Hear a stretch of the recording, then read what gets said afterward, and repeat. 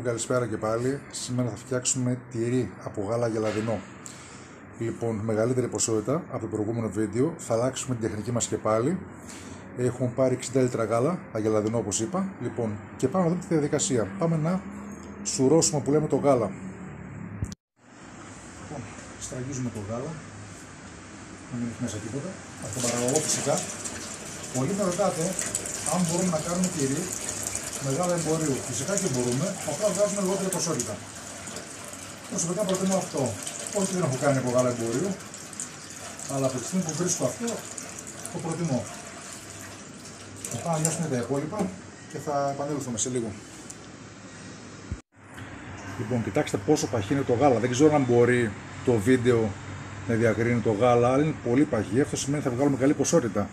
Πολλές φορές με ρωτάτε πόσα κιλά θα βγάλουμε και πόση ποσότητα να βάλουμε. Δεν μπορείς να υπολογίσεις αναλόγως στην ποιότητα του γάλακτος το πόσο θα βγάλεις.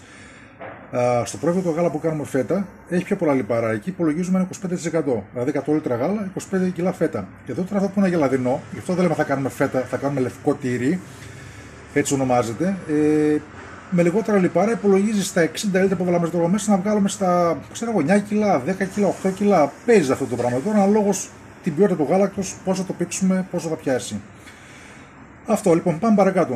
Πάμε τώρα να βάλουμε θερμόμετρο μέσα, να βάλουμε το πετρογκάζι μπρος και βλέποντας και κάνοντας παρακάτω. Λοιπόν, βάλαμε μπροστά το πλόγιστρο. Όπως βλέπετε εδώ πέρα έχουμε άλλα συστήματα, γιατί δίνουν πολλά τα λίτρα και χρειάζεται να ανακατεύεις με τις ώρες. Βάλαμε εδώ πέρα το προστικό μας, το τρυπάνι μας. Λοιπόν, ένα αναδευτήρα, φυσικά αγορασμένος και μύριος καθαρός. Εδώ βάλαμε το ηλεκτρονικό μας το ρολόι εδώ να βλέπουμε θερμοκρασία μέσα γάλακτος και είμαστε στην αναμονή. Καθόμαστε και περιμένουμε. Αυτός είναι 35 βαθμούς για την πήξη του γάλακτος. Ολοκληρώθηκε, πιάσαμε 35 βαθμούς. Λοιπόν, πάμε να κλείσουμε τώρα εδώ πέρα τον αναδευτήρα και μεταφέρουμε το καζάνι μέσα, επειδή έχει περισσότερη ζέστη, να ρίξουμε την πιτιά μας, να το σκεπάσουμε για να γίνει τυρί. Πάμε. Λοιπόν, ήρθε η ώρα να ρίξουμε την πιτιά μας. Από τη στιγμή που θα χρησιμοποιήσω υγρή πιτιά, όπως και στην στερεότυπο που λέμε σε σκόνη, υπάρχουν πίσω οδηγίες χρήσης. Λοιπόν, αυτή είναι 40 ml. Για την ακρίβεια θα το ζυγίσω και εγώ εδώ πέρα. Θα αλλάξουμε τη μονάδα μέτρησης από γραμμάρια σε ml. Λοιπόν, ml, λοιπόν. Πάμε 22. 46, θέλουμε γύρω στα 60 εμείς. Και 70 να μπει δεν υπάρχει πρόβλημα. Βάζω λίγο νεράκι μέσα να νερώσει η πιτιά τώρα. Εντάξει, θα το ανακατέψω και θα το ρίξω μέσα στο καζάνι. Παρεμπιπτόντως να πω εδώ ότι δεν παστεριώσαμε το γάλα. Θα σας πω στη συνέχεια για ποιο λόγο. Ανακατεύουμε το γάλα λίγο πριν ρίξουμε την πιτιά. Όπως είπα και προηγουμένως, έβαλα 70 ml μέσα και 60 θα μπορούσα να βάλω, απλά λίγο παραπάνω δεν πειράζει. Ανακατεύω και μπορώ να ρίξω την πιτιά μέσα, η οποία ανακατεύθηκε με λίγο νερό. Λοιπόν, δεν παστερίωσα το γάλα. Ήθελα να κάνω τη συνταγή που την κάνα παλιά. Δηλαδή, φυσικά έχει μια επιφύλαξη ότι το γάλα όταν δεν το παστεριώνουμε για μελιτιό πυρετό και διάφορες άλλες ασθένειες. Εντάξει, λοιπόν, απλά το συγκεκριμένο εδώ θα μείνει 3 μήνες μες στο γάρο. Θα μείνει 3 μήνες στο γάρο για την ασφάλειά μας. Δεν χάνουμε ουσίες από το γάλα όταν δεν παστεριώνουμε, δεν ανεβάζουμε θερμοκρασία. Έχει όλα τα συστατικά μέσα και όταν θα κάνουμε και την άλμη μας, θα σας δείξω, δεν θα βάλουμε νερό όπως τα άλλα τα βίντεο, θα βάλουμε μέσα το τυρόγαλο που έμεινε στο τυρί μας, με εκείνο θα κάνουμε την άλμη μας και θα έχουμε διαφορετική γεύση. Θα θυμηθείτε, όσοι είστε άνω το 40 και 50, θα θυμηθείτε τις γεύσεις που είχαμε πιτσιρικάδες που τρώγαμε. Τα τυριά από τους παππούδες, τις γιαγιάδες, στα χωριά μας. Λοιπόν, ανακατεύουμε λίγο έτσι και θα το αφήσουμε για μια ωρίτσα τουλάχιστον, πάντα σκεπασμένο με κουβέρτα, έτσι, πάνω κάτω, να έχει θερμοκρασία για να μπορέσει να πήξει το γάλα, να έχουμε αποτέλεσμα. Και το ξαναλέω, όποιος θέλει μπορεί να ανεβάσει θερμοκρασία στο 65, να το παστεριώσει και μετά να κάνει τη διαδικασία. Εγώ το κάνω αυτό με την επιφύλαξη ότι θα μείνει 3 μήνες στην άλμη για να είμαστε ασφαλείς. Ωραία, πάμε να σκεπάσουμε τώρα. Οπότε σκεπάσαμε, εντάξει, όπως έχουμε πει, μια ωρίτσα, το αφήνουμε έτσι και θα επανέλθουμε ακριβώς σε μια ώρα να δούμε τι κάναμε. Έχει περάσει μια ώρα, ξεσκεπάσαμε την κουβέρτα. Λοιπόν, πάμε να δούμε τι κάναμε. Λοιπόν, έχει βγει το τυρόγαλο έξω, ξέρω αν μπορείτε να δείτε.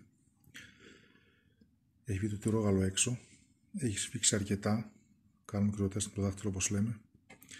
Λοιπόν, είναι σε πάρα πολύ καλό στάδιο. Στέγεται και η κουτάλα μας, όπως βλέπετε. Πάμε να κόψουμε τώρα. Βάλαμε παραπάνω πιτιά, έβαλε τη διπλάσια σχεδόν μέσα, γιατί είναι μεγάλες οι ποσότητες και φοβόμαστε να το χάσουμε. Το γάλα είναι πάρα πολύ καλό, είναι κίτρινο, δεν ξέρω αν μπορεί να φανεί στο βίντεο, που σημαίνει θα έχουμε καλή απόδοση. Πάμε να κόψουμε. Όπως έχουμε πει, κάθεται σε ζάρια.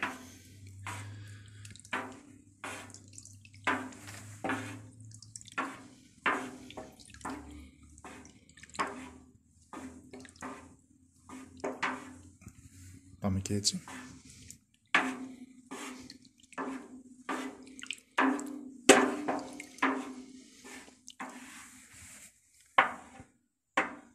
Λοιπόν, και τώρα μην κοπεί, μέσα κάθετα.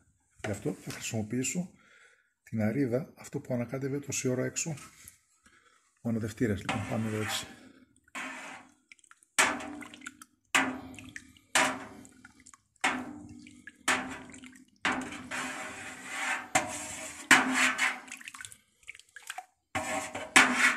Μέχρι κάτω.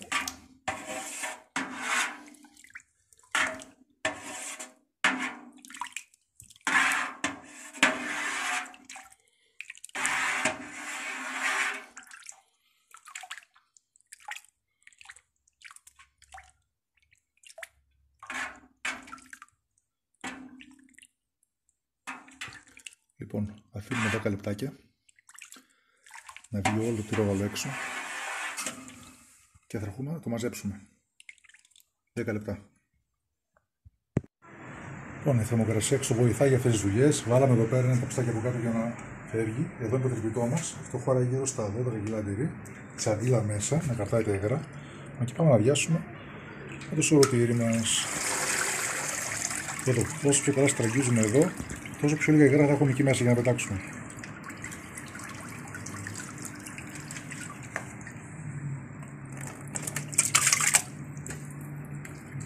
Αυτή η διαδικασία θα γίνει σε αυτό το ταπεράκι που εδώ το φορμάκι των 12 κιλών και σε μία ξαντίλα ακόμη. Λοιπόν, πάμε να τα βγάλουμε και θα τα ξαναδείξουμε. Μόλις γεμίσει λίγο εδώ πέρα, αδειάσαμε από κάτω το ταψί και συνεχίσουμε να δουλεύουμε εδώ πέρα, να μας αδειάσει το τυρόγαλο, το υγρό δηλαδή, να μένει καθαρό υλικό, ώστε να γεμίσει 12 κιλά καθαρό αυτό. Πριν το δέσουμε δηλαδή και το βάλουμε στην άκρη να στραγγίξει στο λούπο που θα βγάλει, τα πιο πολλά τα υγρά τα βγάζουμε έτσι, με το χέρι βοηθάμε και κάθε φορά που γεμίζω τα ψάκια από κάτω το αδειάζουμε. Η διαδικασία έχει τελειώσει, έμεινε το τυρόγαλο εδώ πέρα, το οποίο θα κρατήσουμε για να κάνουμε την άλλη μας παρακαλώ από εδώ. Λοιπόν, εδώ βάλουμε ένα 10 κιλό βάρος επάνω, να στραγγίξει αυτό όλη νύχτα και βγήκε μια μικρή τσαντίλα εδώ πέρα. Θα στραγγίξει αυτή μόνη της. Και αύριο, πρώτο Θεός που θα ξεμερώσει τη μέρα, θα τα δούμε. Καλημέρα, καλημέρα. Λοιπόν, επόμενη μέρα βάλαμε και σε αυτό ένα βάρος, το γύρισαμε 2-3 φορές το βράδυ. Λοιπόν, πάμε τώρα να τα κόψουμε, να τα αλατίσουμε. Επόμενο στάδιο. Λοιπόν, οπότε επόμενη μέρα πάμε να ανοίξουμε το τυρί μας.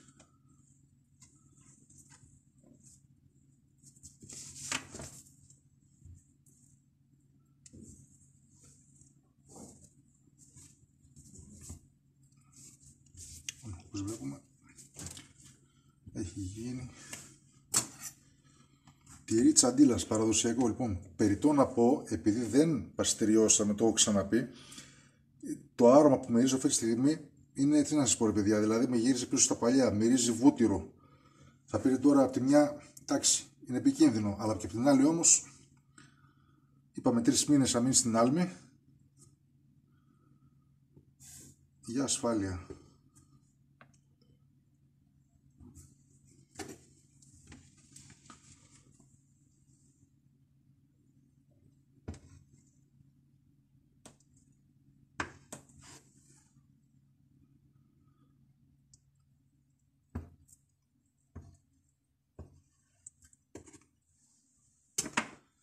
μεγαλούτσικα τα κομμάτια.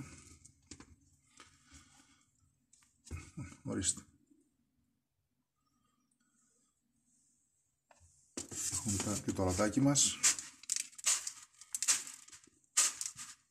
Χοντρό μεν το αλάτι, αλλά θα ρίξουμε και εγώ πάνω μετά.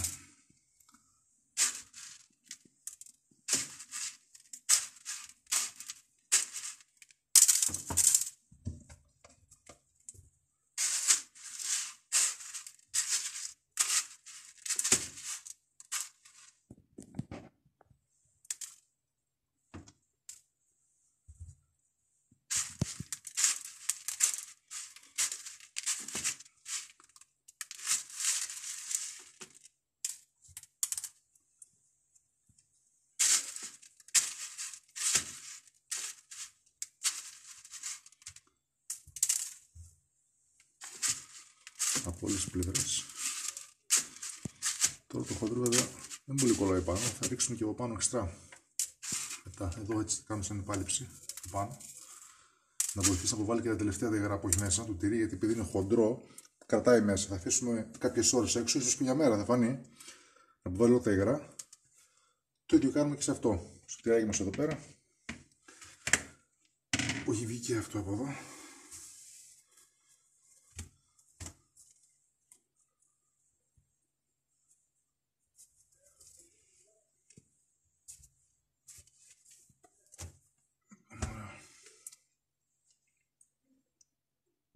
Εδώ είμαστε, αφού τα λατήσαμε όλα καλά από όλες τις πλευρές, τα αφήνουμε λίγο έξω να αεριστούν, να φύγει και η τελευταία υγρασία που υπάρχει μέσα.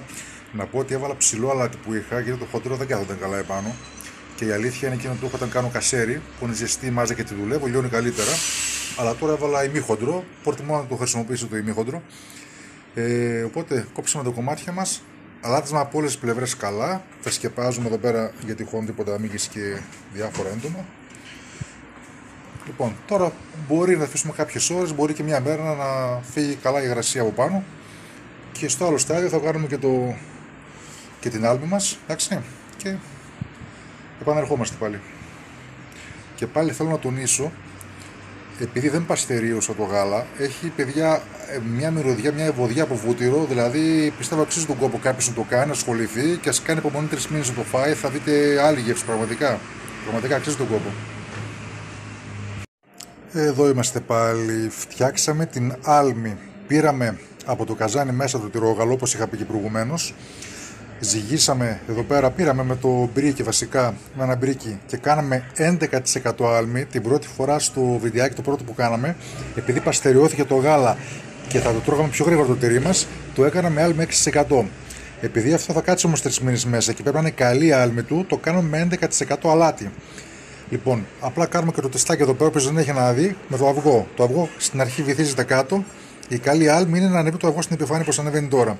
Φυσικά το αυγό έχει πληθεί, έχει σαπονιστεί από χθες, δεν το συζητάμε για λόγους υγιεινής. Λοιπόν, οπότε όποιος δεν έχει να μετρήσει, το κάνει έτσι με το αυγό. Εντάξει, λοιπόν, πάμε παρακάτω. Ήρθε η ώρα να βάλω μέσα στο καπελάκι μας σπλάκι στο τυρί, έτσι σφινωτά μέσα και εδώ να κατέβουμε λίγο την άλμη μας και επειδή δουλεύουμε έξω την περάσουμε λίγο το σιγοτήρι για ασφάλεια εδώ πέρα, μην έχει περάσει κάτι μέσα, μέχρι να καλύψει το τυρί επάνω όλο.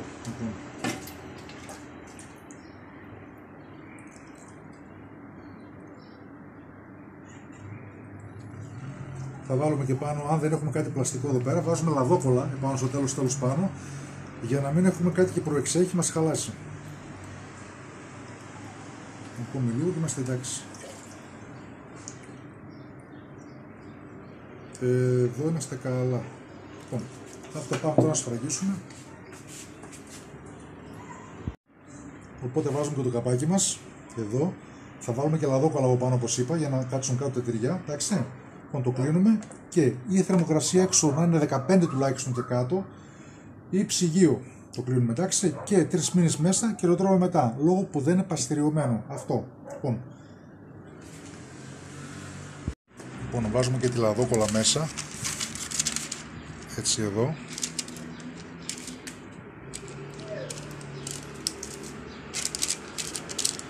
πατήσει.